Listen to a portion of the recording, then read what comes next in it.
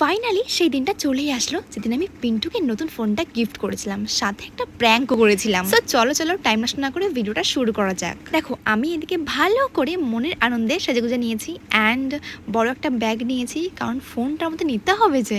And then Pintu চলে এসেছে, আমাকে পিক করতে চলে গেছি আমাদের আশেপাশে একটা রেস্টুরেন্টে।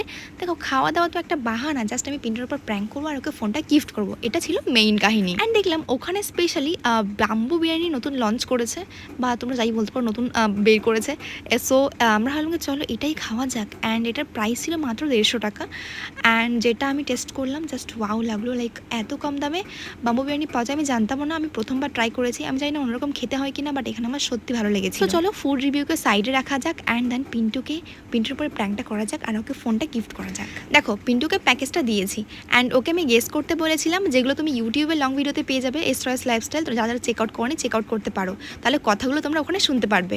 এটা যেহেতু মিনি ব্লগ, এই জন্য পুরো ডিটেলস ভিডিও এখানে শেয়ার করতে পারছি না। সো পিন্টুকে গেস করতে বলেছিলাম, ও গেস করেছে, হতে পারে এর মধ্যে একটা ঘড়ি, কারণ আগে একবার প্র্যাঙ্ক করতে গিয়ে পিন্টুকে আমি যে ঘড়িটা দিয়েছিলাম সেই ঘড়িটা কিন্তু আছাড় মেরে ভেঙে দিয়েছিল। তো ভেবেছে যে আমি ওকে আরেকটা ঘড়ি দিয়েছি, বাট যখন একটা আনবক্সিং করলো দেখলো ফোনের একটা কেস, তো জাস্ট ও রীতিমতো ওর ঘর থেকে বেরিয়ে গেছে। তারপর আনবক্সিং করার পর পেলো একটা চকলেট, তো আমি বললাম যে মজা করছিলাম, প্র্যাঙ্ক করছিলাম। যাই হোক, কোনো রিয়াকশন সেরকম আর কিছু আসেনি, ও জাস্ট খুশিই হয়েছিল, কোনো ব্যাপারই ছিল না। তারপর ওকে বলেছিলাম যে যাও আমার জন্য একটা জলের বোতল নিয়ে আসো, আর তখন আমি ব্যাগের থেকে ফোনটা বার করে জাস্ট ওর কেসের উপরে রেখে দিয়েছি।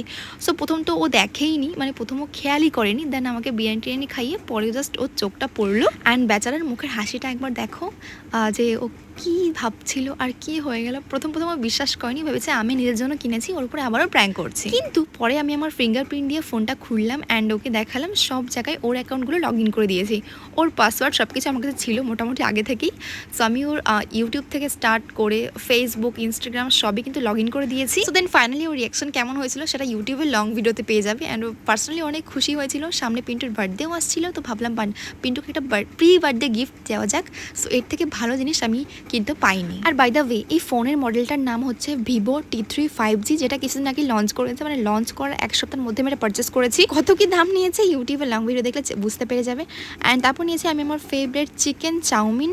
কার চাউমিন খেতে ভালো লাগে আমার মতন অবশ্যই জানিও। আর হ্যাঁ গাইজ, পিন্টুর সামনে বার্থডে আসছে, তোর বার্থডেতে কি গিফট করা যায়, ইউনিক কিছু সাজেশন কিন্তু অবশ্যই করে যাও। আর আজকের এই সুন্দর ছোট ব্লগটা কেমন লাগলো অবশ্যই কমেন্ট করে জানিও।